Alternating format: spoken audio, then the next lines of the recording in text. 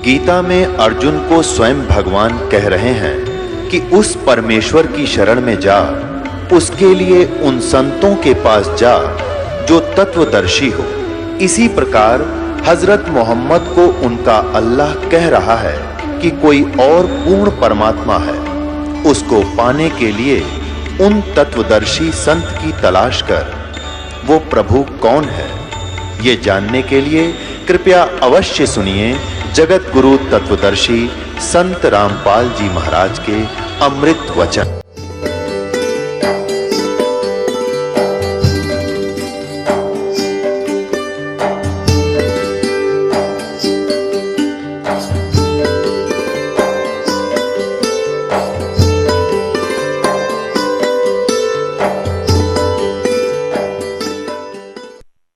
दर्शकों, जगत गुरु संत रामपाल जी महाराज के अद्भुत अलौकिक सत्संग प्रवचनों ने हिंदुस्तान में ही नहीं बल्कि विश्व में एक आध्यात्मिक ज्ञान की क्रांति ला दी है। लाखों श्रद्धालुओं ने हमें इन सत्संगों के प्रसारण के लिए बधाई पत्र भेजे हैं। इसके साथ साथ कुछ श्रद्धालुओं ने कुछ शंकाएं भी हमारे को भेजी हैं। हमने उन सब श्रद्धालुओं की शंकाओं के निवारण के लिए संत रामपाल जी महाराज से भेंट की तथा महाराज जी से उन सभी शंकाओं का निवारण जाना, जिसकी जिज्ञासा हमारे दर्शकों में बनी हुई है। तो आइए अब जानते हैं परम पूज्य जगत गुरु तत्वदर्शी संत रामपाल जी महाराज से आपकी हर शंका का समाधान। महाराज जी, प्रभु की परिभाषा पर कुछ प्रकाश डालिए तथा कौन से प्रभु इष्ट रूप में पूज्य हैं तथा उसका प्रमाण कहाँ है। अब पूर्ण परमात्मा की परिभाषा आपको समझाई जा रही है, यानी पूरे ब्रह्मांड की सतीथि बता रहे हैं, असंख्य ब्रह्मांडों की। अब जो ये एक ब्रह्मांड में मुख्यमंत्री का रोल करता है, ये ब्रह्म है और इसके तीन पुत्र हैं। ये मुख्य कंट्रोलर हैं इन तीन लोकों के, पृथ्वी लोक, और एक एक विभाग के मंत्री हैं, पृथ्वी लोक, स्वर्गलोक और नीचे पाताल लोक के। यही तीनों इसके अंतर्गत आते हैं ब्रह्म के। और इस ब्रह्म का कितना क्षेत्र है ये देखिएगा। आपने जो ये ब्रह्मांड देखा, ये अब ये समझो हम इस स्थिति में आगे, ये एक गेंद जो है ये एक ब्रह्मांड समझ लो। ऐसे ये 5 ब्रह्मांड मिलाकर एक महाब्रह्मांड बना दिया इसने। ऐसे ऐसे ऐसे 4 महाब्रह्मांडों में 20 ब्रह्मांडों को रोक दिया, अपने अपने स्थान पर ये घूम रहे हैं। ये सारा एक 20 ब्रह्मांड का क्षेत्र है। फिर इसके बाद एक ब्रह्मांड ये हो रहा है इसका, ये सारा भी एक ब्रह्मांड है। ये तो दिखाने के लिए थोड़े से लिखने में नहीं आ रहे थे। इसका भी अलिपिकल शेप है, ऐसे ऐसे अलग से। तो ये ब्रह्मांड अलग से है, ये 21वां ब्रह्मांड है इसका। तो ये कुल मिलाकर ये सारे ये ब्रह्मांड नहीं है, ये तो दिखाने के लिखने के लिए थोड़े बड़े बनाने पड़े। तो ये सारा एक ब्रह्मांड है इतना, ऐसे ये लिपिकल शेप है इसकी भी ऐसे।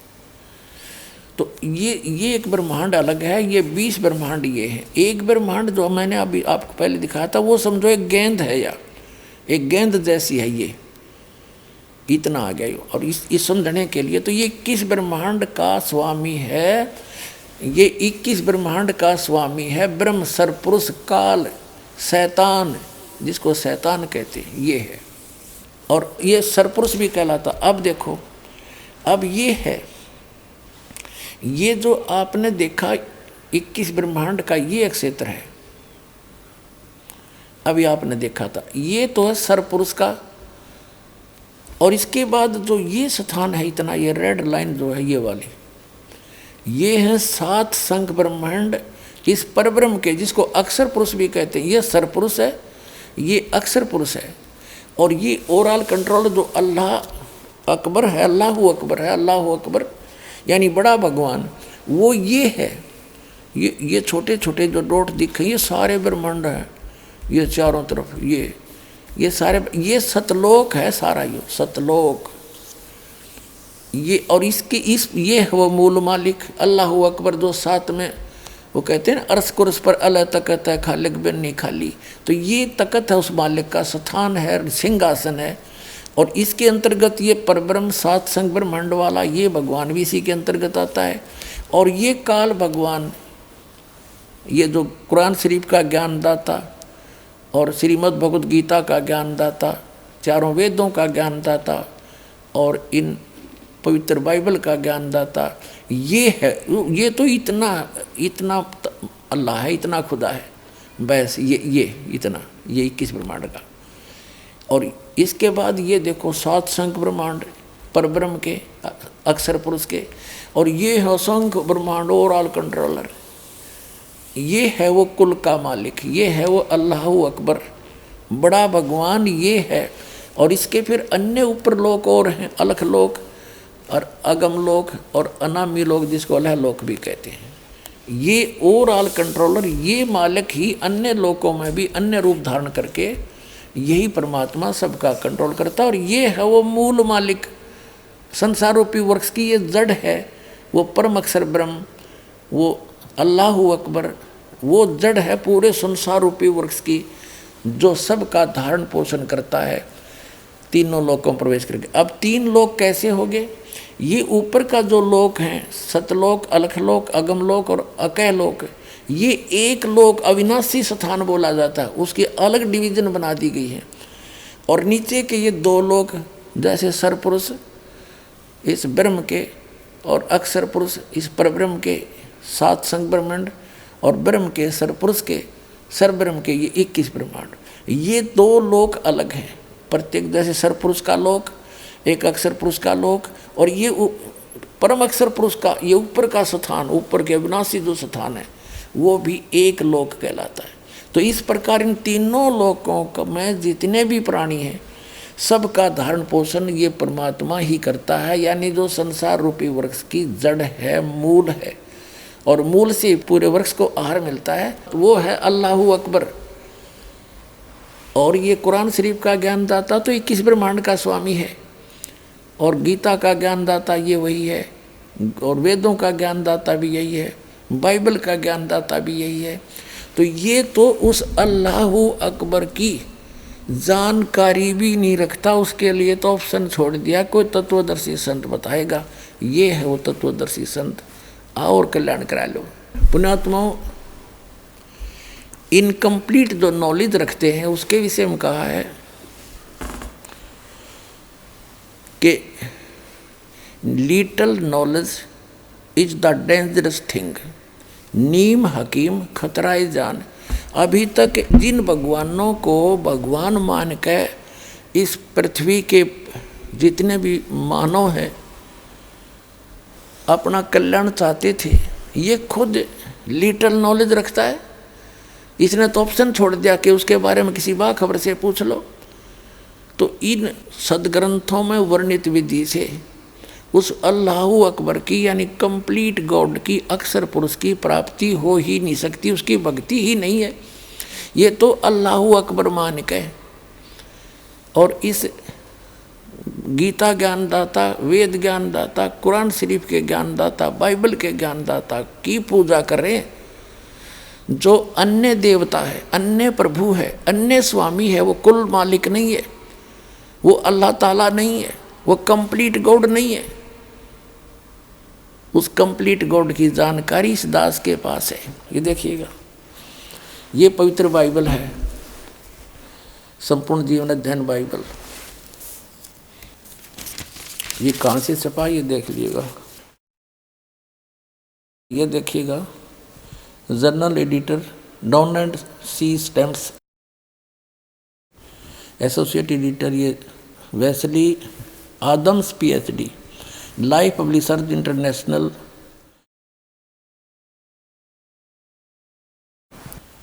अब ये वही है सारा कुछ, और ये सारा दिखा दूँ, पढ़ लो तुम। अब इसके हम इस पे आते हैं उत्पत्ति पर। देखिएगा,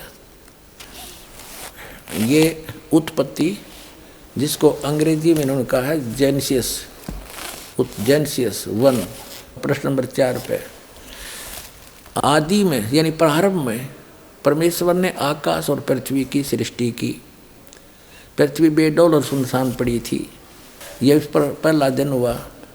फिर परमेश्वर ने जो कहा, जल के बीच एक ऐसा अंतर हो कि जल 2 भाग हो जाए। सारा कुछ क्या, सांझ हुई, भोर हुई, फिर दूसरा दिन हो गया, फिर सांझ हुई, भोर हुई, तीसरा दिन हो गया।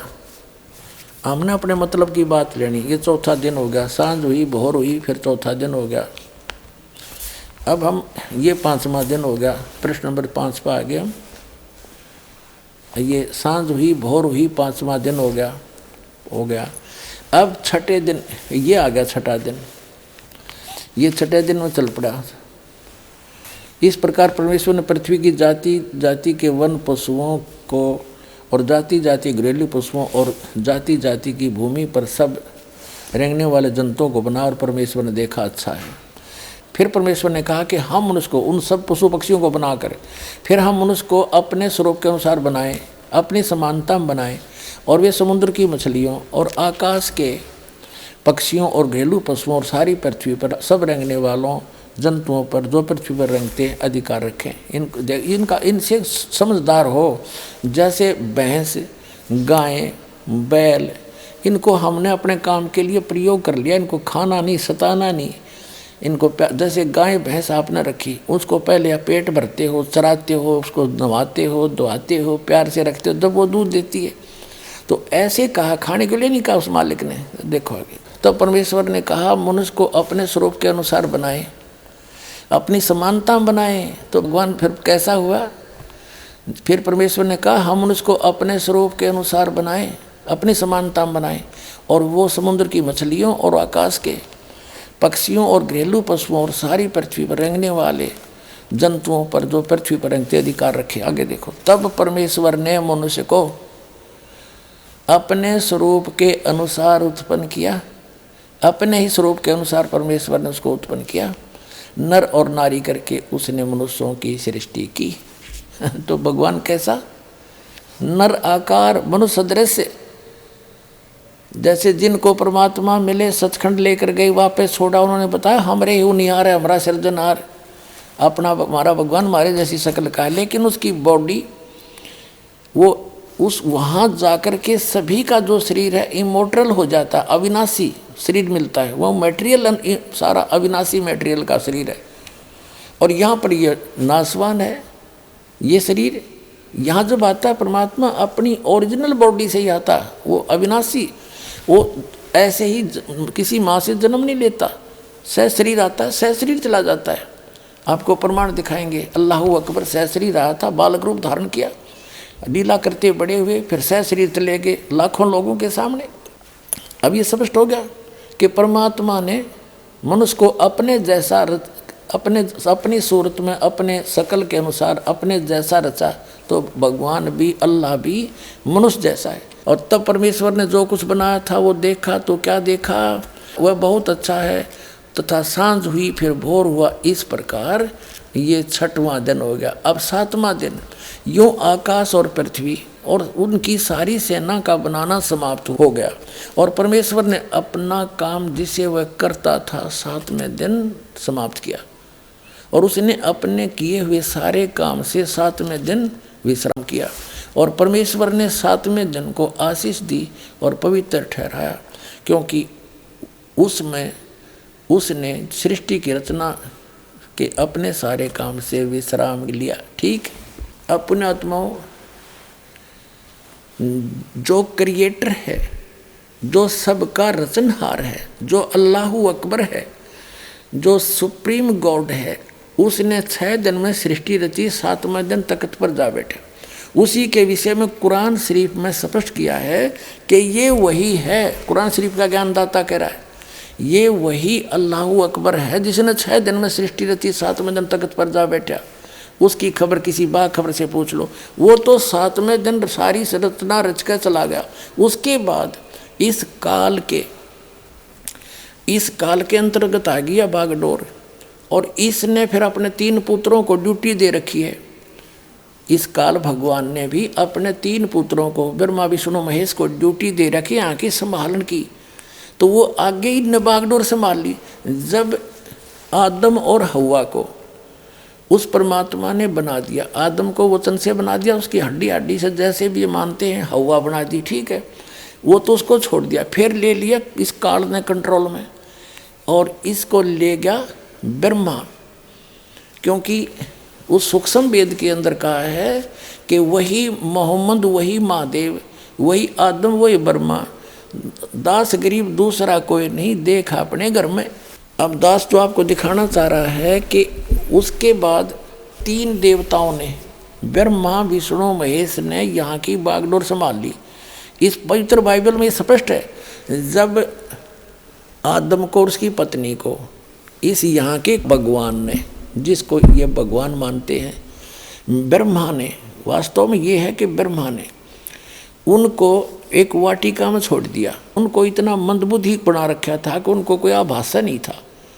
उनसे कहा कि और सब इस वाटिका के सब वृक्षों के फल आप खा लो, लेकिन ये बीचों बीच जो जीवन जो फल हैं बीच वाले वृक्षों के फल मत खाना, खाओगे तो मर जाओगे तुम।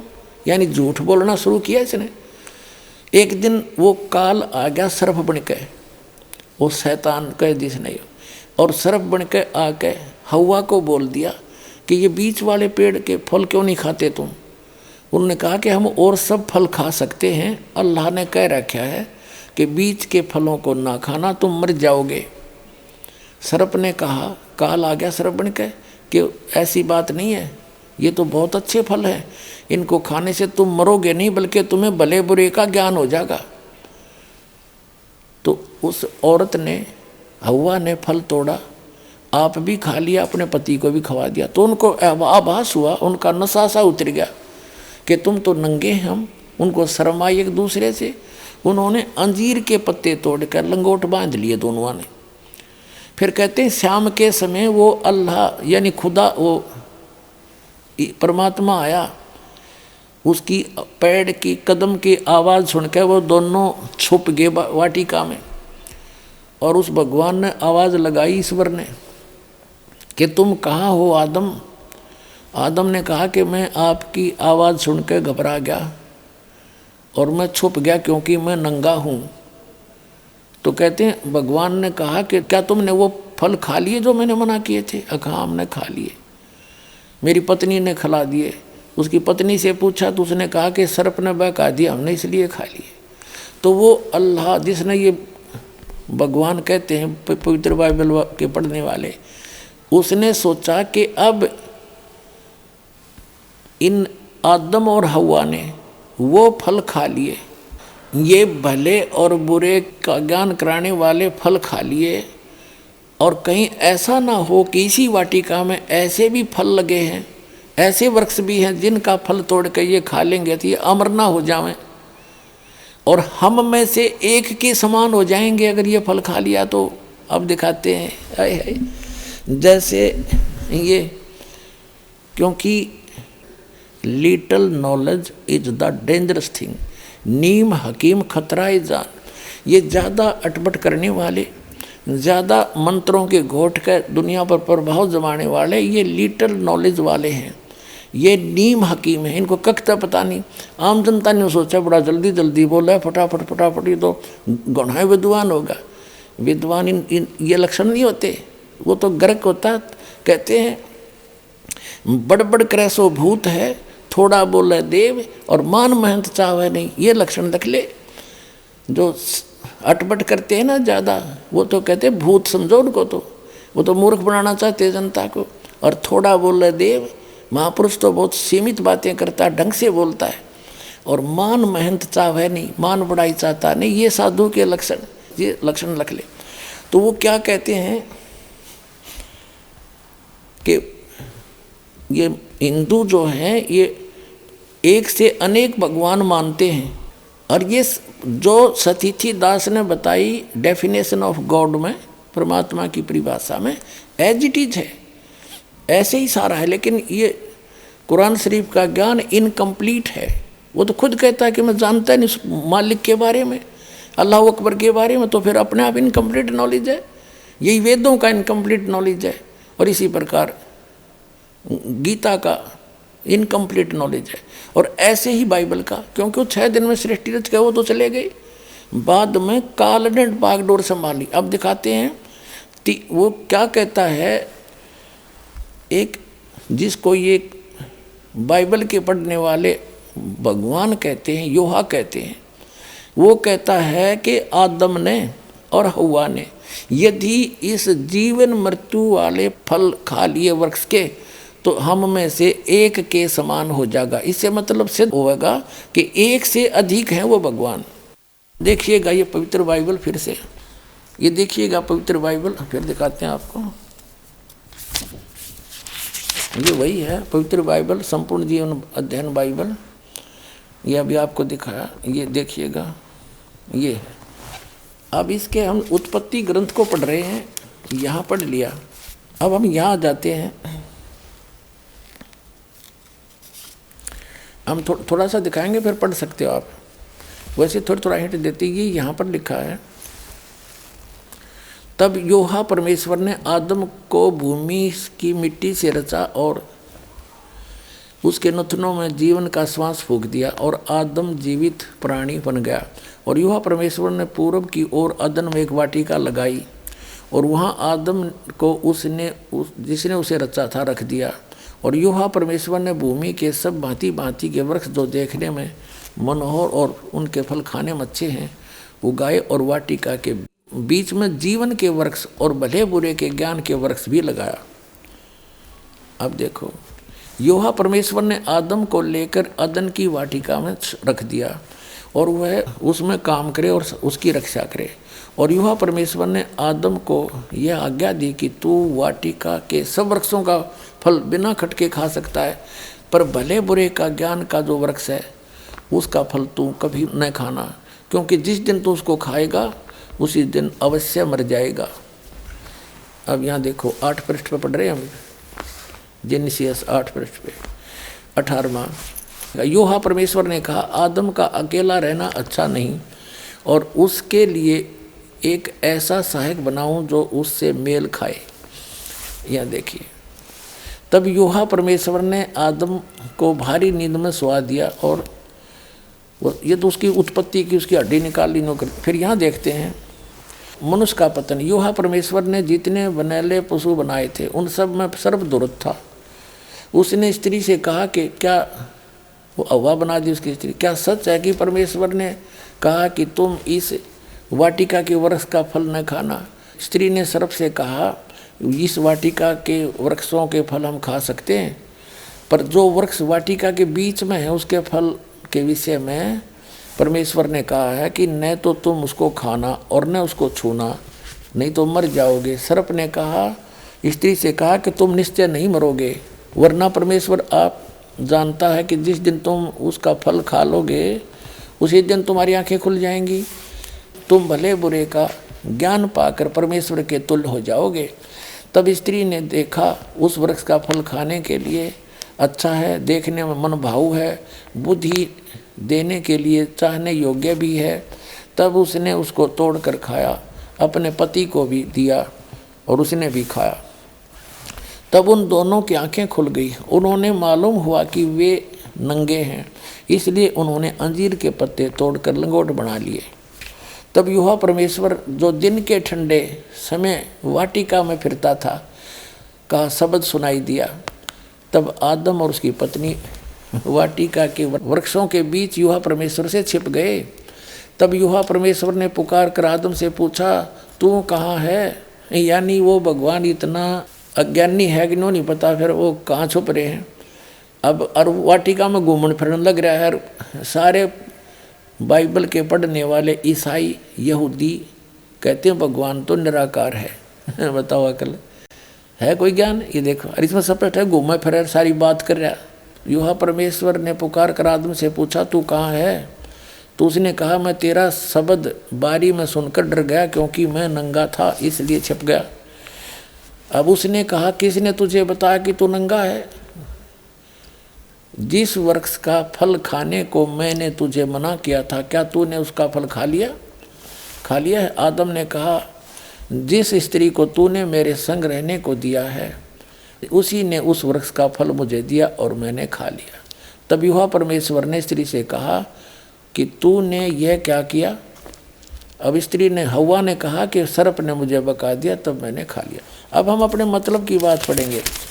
दास ये सिद्ध करना चाहता है कि परमात्मा निराकार नहीं है, वो मनुष्य जैसा है और एक नहीं, अपने अपने सतर के ये प्रभु, जैसे दास ने परिभाषा प्रभु की बताई कि जैसे तहसीलदार अपने सत्र का साहब, गॉड खुदा मालिक, और एसडीएम अपने सत्र का, डिप्टी कमिश्नर अपने सत्र का, कमिश्नर अपने सत्र का, राज्य का मंत्री अपने सत्र का साहब है, मुख्यमंत्री भी अपने सत्र का खुदा है, साहब है, उसका मालिक है, प्रभु है, स्वामी है। जैसे केंद्र के मंत्री भी अपने सत्र के साहब हैं, और प्रधानमंत्री ओवरऑल कंट्रोलर सबके ऊपर साहब है, उन सब साहबों का के ऊपर भी साहब है, उस साहब के नीचे वाले सारे साहब हैं, और वो अपने सत्र के साहब। ऐसे ही देव हैं ये तीन ब्रह्मा विष्णु महेश हैं, ये ही यहाँ कंट्रोल कर रहे हैं सारे इस पृथ्वी के, पाताल लोक के और स्वर्गलोक के प्राणियों को। अब यहाँ दास ये सिद्ध करना चाहता है कि एक से अधिक भी खुदा हैं, जो कि एक डॉक्टर जाकिर नाइक एक नया प्रवक्ता वाक्य है, वो नो कह है कि सबसे पहला है खुदा पर यकीन लाना। हम तस्करा करेंगे हिंदू धर्म में खुदा का तसव्वुर क्या है। जब हम कोई आम हिंदू से पूछते हैं आप कितने खुदाओं में मानते हैं, कुछ कहेंगे 3 खुदा, कुछ कहेंगे 10, कुछ कहेंगे 100, कुछ कहेंगे 1000 और कुछ कहेंगे 33 करोड़। लेकिन जब हम एक हिंदू पंडित से पूछते हैं, वो हिंदू से जो हिंदू धर्म की किताबों को जानता है, वो हिंदू कहेगा कि हिंदू सिर्फ एक भगवान, एक ही खुदा में मानना चाहिए और एक ही खुदा की इबादत करना चाहिए। लेकिन आम हिंदू एक फिलॉसफी में मानता है जिसे कहते हैं पैंथीइज्म। पैंथीइज्म की मानी आम हिंदू समझता है सब कुछ खुदा है, पेड़ खुदा है, इंसान खुदा है, सूरज खुदा है, चांद खुदा है, सांप खुदा है। हम मुसलमान समझते हैं कि सब कुछ खुदा का है, पेड़ खुदा का है, इंसान खुदा का है, सूरज खुदा का है, चांद खुदा का है, सांप खुदा का है। अहम फर्क हिंदू और मुसलमान में है। आम हिंदू कहते हैं सब कुछ खुदा है, हम मुसलमान कहते हैं सब कुछ खुदा का है। सिर्फ एक अहम फर्क है का। अगर हम इस का के फर्क को मिटा लेंगे तो हिंदू और मुस्लिम एक हो जाएंगे। दर्शकों, अभी आपने सुने मुसलमान धर्म के प्रवक्ता डॉक्टर जाकिर नाइक जी के विचार, और आइए अब जानते हैं जगत गुरु तत्वदर्शी संत रामपाल जी महाराज जी के विचार। डॉक्टर जाकिर नाइक एक नया प्रवक्ता वाक्य है, वो नो कह है कि मुसलमान तो सब कुछ खुदा का मानते हैं और हिंदू अधिकतर सबको खुदा मानते हैं। उनका कोई 3 भगवान मानना है, कोई 33 मानना है, कोई 10 मानना है, कोई 33 करोड़ भी देव भगवान मानता है। वो देव हैं अपने सत्र के, और वो महादेव है, वो सबका मालिक महादेव है, कुल मालिक वो ग्रेट गॉड है, बड़ा भगवान महादेव को हो, बड़ा अल्लाह अकबर को हो। तो वो महादेव कौन है? वो अल्लाह अकबर है, कंप्लीट गॉड है, परम अक्षर ब्रह्म है, सबका ओवरऑल कंट्रोल, कुल का मालिक है। अब वो सिद्ध करना चाहते हैं अनेक भी हैं ये भगवान देव अपने सत्र के खुदा, अन्य भी खुदा हैं और सब उस एक खुदा के वो नौकर हैं। वो फिर भी खुदा है अपने सत्र के, जैसे मंत्री अपने सत्र का, मुख्यमंत्री अपने सत्र का खुदा है, स्वामी है, मालिक है, लेकिन वो कुल के मालिक के सब उसके हैं, उसको सबका कंट्रोलर एक है। अब देखो 10 पृष्ठ पर आगे हम उत्पत्ति 3:4 इसका यहाँ पढ़ रहे हैं। आदम ने अपनी पत्नी का नाम हवा रखा क्योंकि जितने मनुष्य जीवित हैं उन सब की आदि माता हुई। और योहा परमेश्वर ने आदम और उसकी पत्नी के लिए चमड़े के अंगरखे बनाकर उनको पहना दिया। बताओ, अन्यों का निराकार है, वो तो गेल पीछे पीछे फिर उनके साथ साथ। योहा परमेश्वर ने कहा कि मनुष्य भले बुरे का ज्ञान पाकर हम में से एक के समान हो गया, इसलिए अब ऐसा ना हो कि वह हाथ बढ़ाकर जीवन के वृक्ष का फल भी तोड़ ले, के खा ले और सदा जीवित रहे। अब इसे सिद्ध हो गया कि जो परमेश्वर है उसने कहा, जो इनका परमेश्वर है ईसाइयों का, यानी जो पवित्र बाइबल का जो आगे ज्ञान दे रहा है, क्योंकि ज्ञान तो ये ब्रह्म दे रहा है, सरपुरुष जो कुरान शरीफ का ज्ञान दाता है, और ये उस अल्लाह अकबर के बारे में बता रहा है कि उसने 6 दिन में सृष्टि रची, ऐसे ऐसे कहा सबको, वो तो चला गया। अब खुद बागडोर संभाल ली ना, सोच लिया उसने, वो स्वयं आता नहीं, अन्य रूप धारण कर लेता है। जैसे तीनों पुत्रों को उसने यहाँ के कंट्रोलर बना रखा है, मुख्य ये है कंट्रोलर इस 3 लोग के, एक एक विभाग के मंत्री। तो ये क्या कह रहा है, जिसने आदम को कपड़े बनवाए और उसको मना किया कि बीज का फल ये ना खाना, उसने खा लिया। अब वो क्या कह रहा है कि ये भले बुरे के वृक्ष का फल खाकर ये हम में से एक के बराबर हो गया। इसका मतलब एक से अधिक परमेश्वर हैं, अल्लाह हैं। ये देखो, फिर योहा परमेश्वर ने कहा, मनुष्य यानी आदम भले बुरे का ज्ञान पाकर हम में से एक के समान हो गया। इति सिद्धम के एक से अधिक खुदा हैं, एक से अधिक गॉड हैं। ये डम्मी गॉड हैं, ये अधूरे गॉड हैं। गॉड ये भी हैं, जब डम्मी गॉड है तो कंप्लीट गॉड भी है, तो अन्य देव भी हैं, और एक कुल का मालिक वो अन्य है। अब आगे दिखाता हूँ आपको।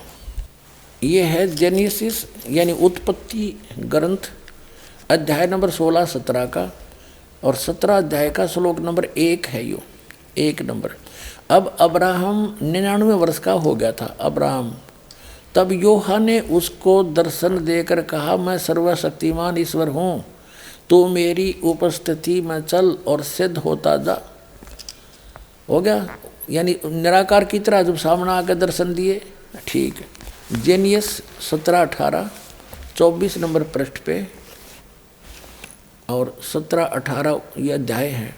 तो 18वें अध्याय में अब्राहम मामरे के बांध वृक्षों के बीच कड़ी धूप के समय तंबू के द्वार पर बैठा हुआ था। तब योहा ने उसे दर्शन दिया। उसने आंख उठाकर दृष्टि की तो क्या देखा कि 3 पुरुष, ये 3 भगवान उसके सामने खड़े हैं। और जब उसने देखा तब वह उनसे भेंट करने के लिए तंबू के द्वार से दौड़ा और भूमि पर गिरकर दंडवत की और कहने लगा, हे प्रभु, यदि मुझ पर तेरी अनुग्रह की दृष्टि है तो मैं विनती करता हूँ कि अपने दास के पास से चले ना जाना। मैं थोड़ा सा जल लाता हूँ और आप अपने पाँव धोकर इस वृक्ष के नीचे विश्राम करो। फिर मैं एक टुकड़ा रोटी ले आऊँ और उससे आप अपने अपने जीव को तृप्त करें, तब उसके पश्चात आगे बढ़ें, क्योंकि आप अपने दास के पास इसीलिए पधारे हैं। उन्होंने कहा, जैसा तू कहता है वैसा कर। अब क्या सिद्ध हो गया? 3 तो हो गए सिद्ध। ये वही 3 हैं, ब्रह्मा विष्णु महेश हैं। रूप बदल कर ये किसी भी रूप में चले जाते हैं, मनुष्य जैसा सदृश रूप भी धारण कर लेते हैं। ये चतुर्भुज तक बना सकते हैं, इससे आगे इनके हाथ नहीं बन सकते। तो इसी प्रकार ये अब क्या सिद्ध हुआ कि एक कुल का मालिक है, और ये अन्य अपने अपने सत्र के और भी देव हैं, जो बाइबल भी प्रमाणित करता है।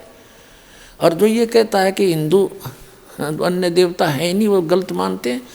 वो इनकम्प्लीट नॉलेज रखता है। वो कहते हैं little knowledge is the dangerous thing. नीम हकीम खतरा जान, वो नीम हकीम है जो इनकम्प्लीट स्पिरिचुअल नॉलेज रखते हैं। आइए अब हम उन श्रद्धालुओं के अनुभव जानते हैं जो जगत गुरु तत्वदर्शी संत रामपाल जी महाराज जी से दीक्षा प्राप्त कर चुके हैं तथा उनके द्वारा बताए गए भक्ति मार्ग पर चल रहे हैं। नमस्कार सर। नमस्कार सर। क्या शुभ नाम है जी आप जी का? श्री राम अवतार दास। सर कहाँ से आए हैं आप? मैं ग्राम सरेली जिला शाहजहाँपुर यूपी से आया हूँ। सर परम संत सतगुरु रामपाल जी महाराज से नाम उपदेश लेने से पहले आप कौन सी भक्ति करते थे? परम संत रामपाल जी महाराज के शरण में आने से पहले में हमारे घरों में एक परंपरा थी, देवी देवताओं की पूजा करते थे। उसमें मंदिरों में जाना, तीर्थों पे जाना और कई स्थानों पे ऐसे प्रसाद चढ़ाना, यही किया करते थे। उसमें से एक विशेष पूजा हमारे घर में होती थी, नाग पूजा।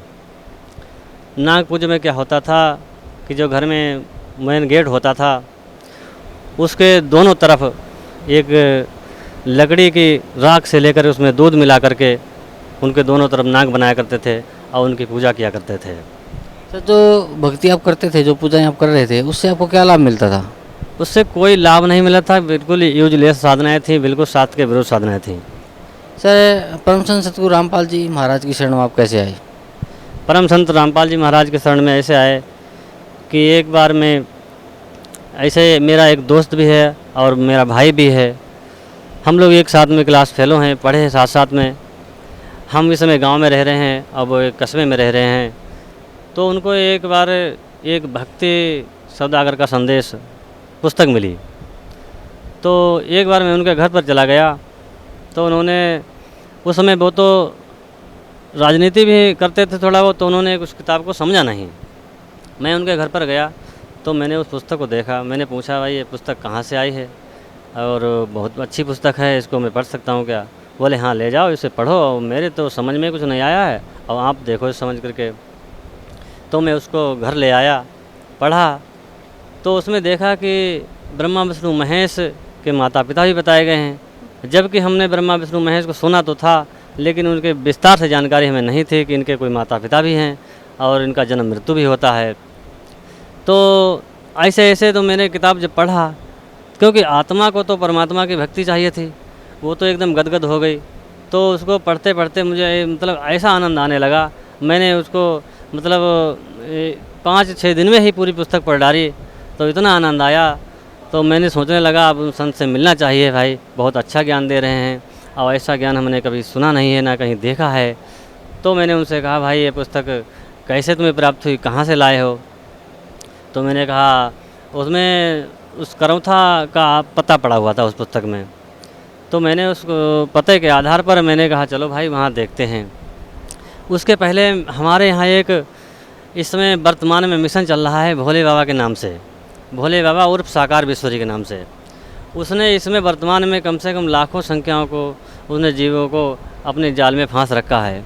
उसी में हम भी जुड़े थे। तो और उसके पास ज्ञान तो कुछ है ही नहीं, वो सिर्फ एक ही बात कहता है कि साकार विश्वरी की संपूर्ण ब्रह्मांड में सदा सदा के लिए जय जयकार हो, जय जयकार हो। बस यही उसका मूल मंत्र है, यही उसका नाम है और यही उसका जाप है। इससे कोई लाभ नहीं है। मैं 2 साल में उसमें रहा और उसमें क्या होता है कि 3-4 गांव में मिला करके एक कमेटी बनाई जाती है। कमेटी बनाने के बाद में उसमें एक अध्यक्ष बनाया जाता है, कोषाध्यक्ष बनाया जाता है, 2-4 सदस्य बनाए जाते हैं। तो उसमें मैं मेन था, अध्यक्ष बनाया गया था। तो उसमें सत्संग किया करते थे, हर महीने में एक दिन निश्चित कर लिया जाता था, उसमें सत्संग करते थे। सत्संग में मतलब करते करते मुझे उससे कोई ऐसे लाभ प्राप्त नहीं हुआ कि मैंने सोचा ये तो बेकार है, इसमें कोई लाभ होने वाला नहीं है। तो ऐसे ऐसे तो मैंने उस पर उनसे कहा एक बार, हमने चलो भाई वो पुस्तक हमने पढ़ी थी, आपके पास लाए थे, उसके बारे में खोज करते हैं कहाँ है। तो करौथा का उसमें पता था मैं तो, और उसका एक सत्संग महीने के प्रथम मंगलवार को एक विशेष के रूप में होता था, मानव मंगल मिलन कहते थे। उसका सत्संग उस्मान एटा जिला में एक आवागढ़ कस्बा पड़ता है, उसमें पड़ा था। तो मैंने कहा चलो वहाँ सत्संग देखेंगे और फिर वहाँ से फिर चलेंगे, वहाँ देखेंगे, संत जी से मिलेंगे। तो मैं सत्संग में गया और लोग कहते थे कि ये विष्णु के अवतारी हैं और परमात्मा स्वयं आए हुए हैं। तो मैं गया, जबकि मैं उसकी मंच के पास ही में बैठा था, तो डर भी इतना लग रहा था कि कहीं मुझे पहचान ना लें कि कहाँ जा रहे हैं। लेकिन ऐसी कोई बात नहीं हुई। सत्संग समापन हुआ, उसके बाद में मैं एटा आया, एटा से मैंने बस पकड़ी, दिल्ली आया और दिल्ली से फिर ट्रेन पकड़ी, मैं रोहतक आया। रोहतक से बस अड्डा गया और बस अड्डे के बाद में मैंने पता किया करौथा कहाँ पड़ता है। तो बस अड्डे बताया कि झज्जर रोड पे करौथा पड़ता है। बस पर बैठ गया मैं, करौथा जाकर उन्होंने उतार दिया। वहाँ कोई मिला नहीं रास्ते में, तो मैं गांव सीधा चला गया। गांव जाने के बाद में एक व्यक्ति मिला मुझे, तो मैंने उससे पूछा कि भाई यहाँ पर संत रामपाल जी महाराज हैं कोई, उनका आश्रम बना हुआ यहाँ पर है कोई? तो बोला कहाँ से आए हो? मैंने बोला यूपी से आए हैं, क्योंकि मैं भाषा मेरी समझ गए वो। तो बोला तुम्हारे यहाँ कोई संत नहीं है, कोई बाबा नहीं है, यहाँ किसके चक्कर में पड़ गए हो? वो तो 1 नंबर का गुंडा है, 1 नंबर का बदमाश है, और यही से बहुत ने अनाप शनाप गालियाँ दी परमात्मा के बारे में। तो मैंने सोचा, एकदम दिमाग मेरा घूम गया। मैंने सोचा ये पुस्तक में क्या लिखा हुआ है और ये लोग यहाँ के क्या बता रहे हैं, तो मेरा कुछ समझ में नहीं आया। बोला यहाँ से जल्दी भाग जाओ, नहीं तो इतने मारे जाओगे, पहचाने नहीं जाओगे। तो मैं आया रोड पे, दोनों व्यक्ति जो थे हमारे साथ में रोड पे आया, तो रोड पे क्या देखा, एक व्यक्ति ठेले पे अंडे बेच रहा था। तो मैंने पूछा इससे भी पूछ लेते हैं क्या स्थिति है। तो उससे पूछा जाकर मैंने, भैया यहाँ पर संत रामपाल जी महाराज का आश्रम कहाँ पे है? तो बोला अच्छा तुम रामपाल के चेले हो? मैंने कहा चेले नहीं है, मैं देखने आया हूँ कि संत बहुत अच्छे हैं, उन्होंने ऐसा ऐसा ज्ञान लिखा, ऐसा ज्ञान तो हमने कभी सुना नहीं था, वो ऐसा ज्ञान दे रहे हैं।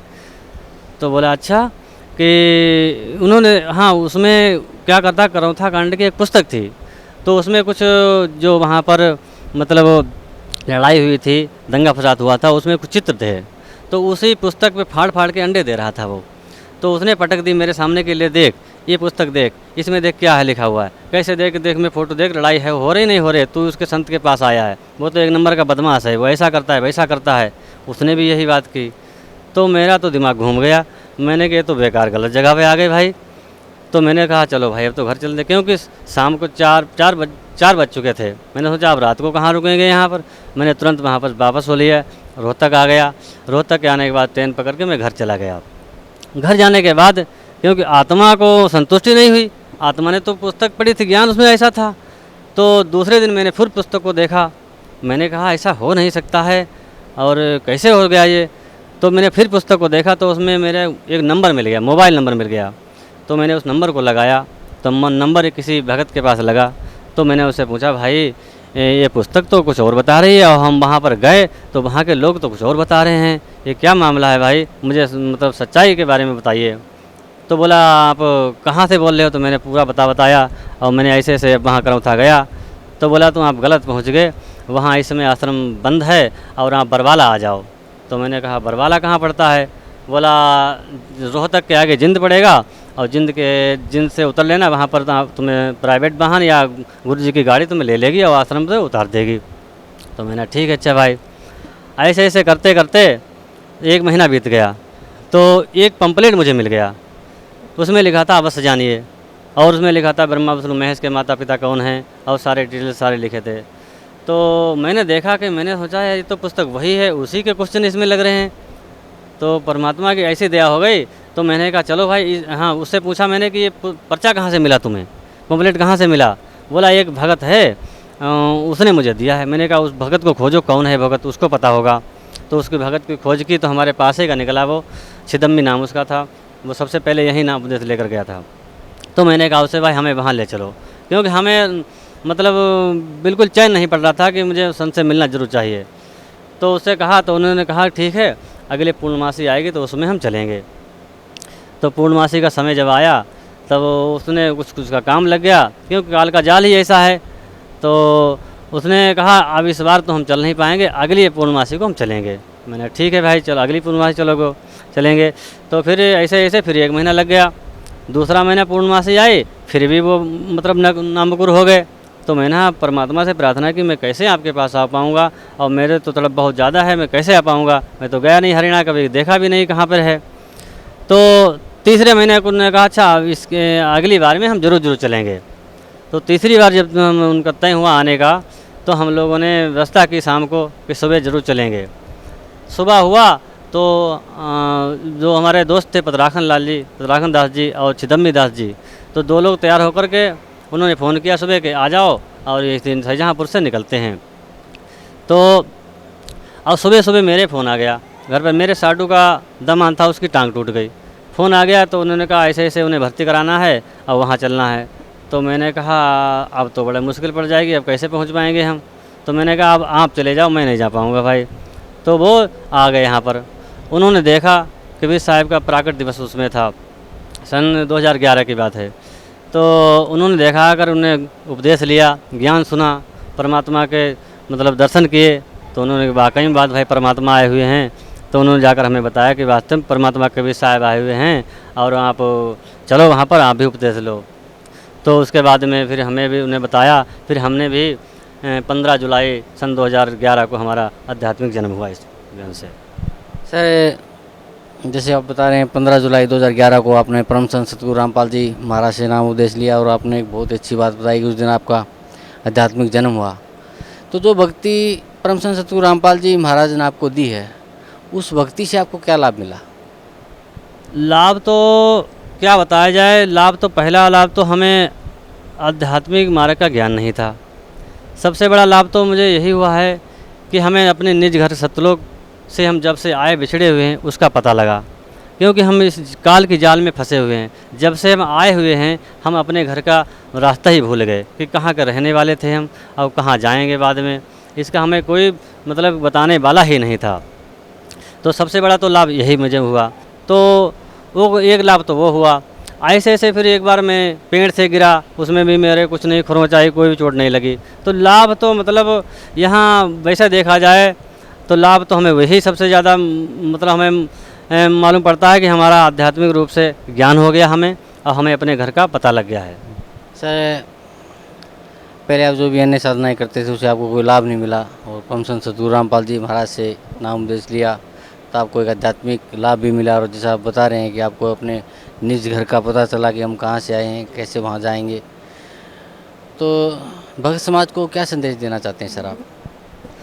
भगत समाज से मैं यही कहना चाहता हूँ कि परमात्मा कहते हैं कि मानुष जन्म दुर्लभ है, ये मिले न बारंबार, और तरवर से पत्ता टूट गए फिर बहुर लगता डार। क्योंकि हमें पता ही नहीं है कहाँ से हम आए हैं और कहाँ जाएंगे।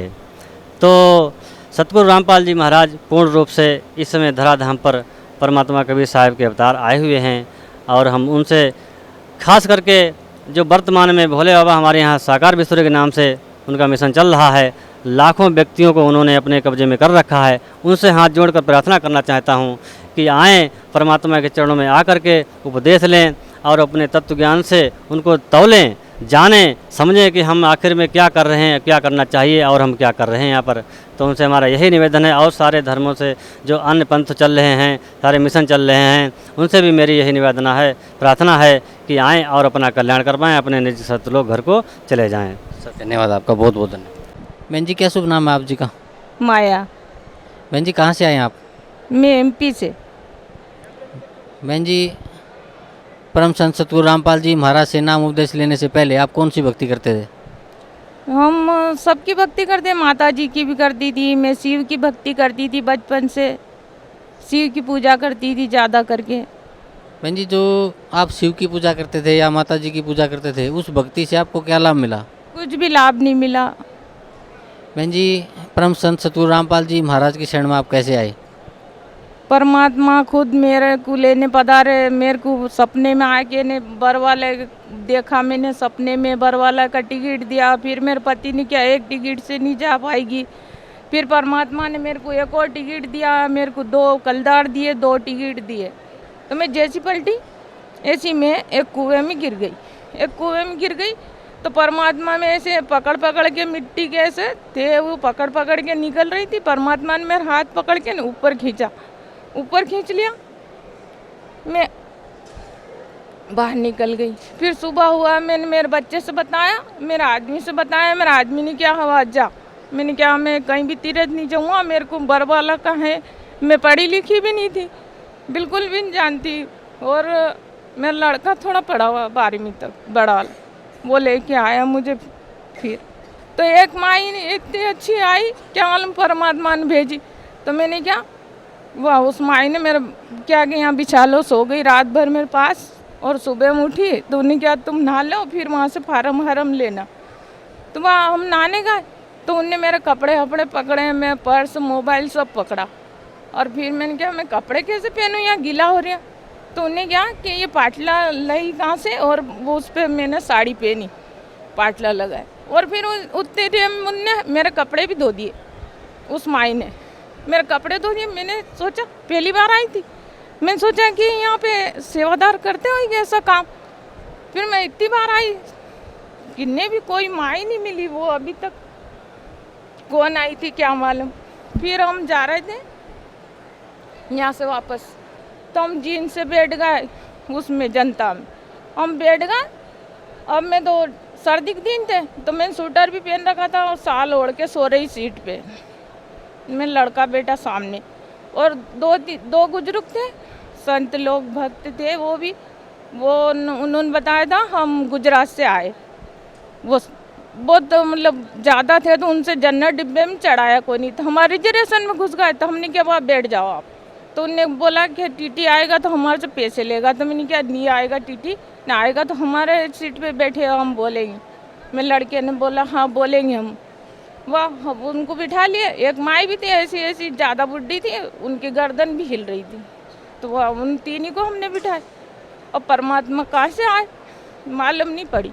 अब वो आके खाली मैं सुन रही मुंह पे ओढ़ के, तो वो कह रहा है कि तुम किस भगवान की भक्ति करते थे। उन संतों से पूछ रहा है, स्वयं परमात्मा आए तो उनसे पूछ रहे थे कि तुम कौन से भगवान की भक्ति करते थे पहले।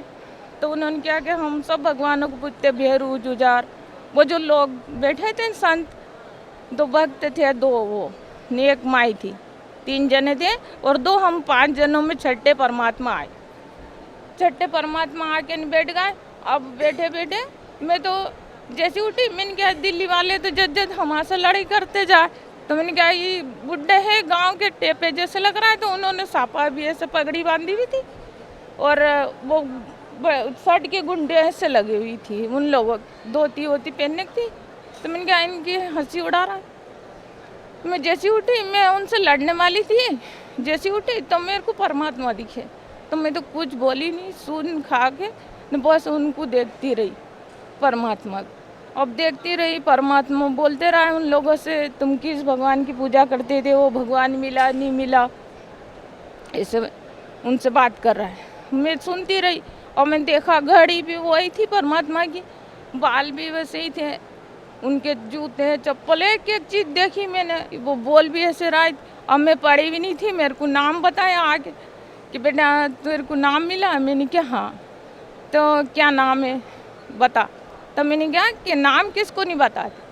अब मेरे को मैं सिर उबार आई, तो मैंने क्या परमात्मा के भाई भी हो सकते हैं, ऐसे एक जैसी बहने के भी चेहरे मिलते हैं, भाइयों के भी मिल जाते। तो मैंने क्या परमात्मा के भाई है हो गए कोई।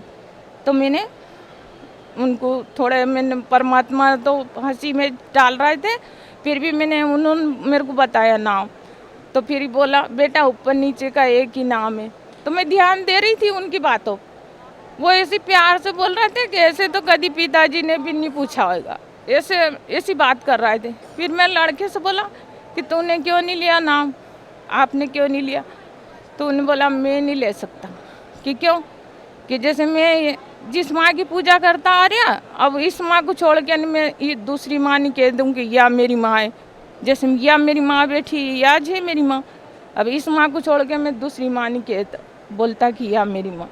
परमात्मा ने उसको समझाया, उसको बोला कि बेटा ये माँ तेरी कितने दिन है, ये माँ तेरी मर जाएगी, तेरी शादी कर देगी, तेरे बच्चे हो जाएंगे, फिर तू अलग कर देगी तेरे को, और फिर तेरी माँ तेरा साथ छोड़ देगी। तो तू परमात्मा से ले ले नाम।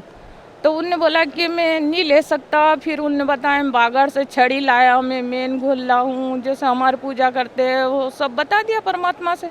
तो परमात्मा ने फिर समझा दिया मेरे को इशारे में कि यो ले लेगा नाम, ऐसे करके कि ले लेगा। तो मैंने क्या परमात्मा ले लेगा तो अच्छी बात है। फिर मैंने परमात्मा से बोला कि आप ही परमात्मा हो। वो ऐसे बोलते हैं परमात्मा तो एकदम खड़े हुए न, उनको तो ऐसे नीला दिया, ऐसा पसीना आ गया, पसीना आके सर साहब करके चले गए। वाह, परमात्मा तो चले गए। अब मैं उस दिन से अभी तक देखूं कि जब परमात्मा के भाई थे या कोई भी था, ऐसा संत था या भक्त था, तो मैं आज दिन तक मेरी आंखें ढूंढती रहती कि वो अब तो दिखे कहाँ भी। अभी तक कोई भी नहीं दिखा मुझे। और फिर मैं सपने में फिर आए परमात्मा घर पे। तो जैसे परमात्मा आए तो फिर पहचान लिए मैंने घर पे। तो दरवाजे पे आई, जैसे मैं दंडक प्रणाम करने लगी तो मैंने क्या परमात्मा मैं बहुत गंदी हूँ, मेरे इतने कपड़े गंदे और परमात्मा इतने सफ़ेद। तो मैंने क्या आपके कपड़े गंदे हो जाएंगे। परमात्मा ने क्या तुम भी इतनी सफ़ेद, और सही में मैं इतनी काली थी, आप ये लोग नहीं माने तो कभी मेरे वो दिख चली थी नहीं। फरवरी में 23 फरवरी का फ़ोटो देखना और आज का देख, इतना कलर साफ आ गया मेरा।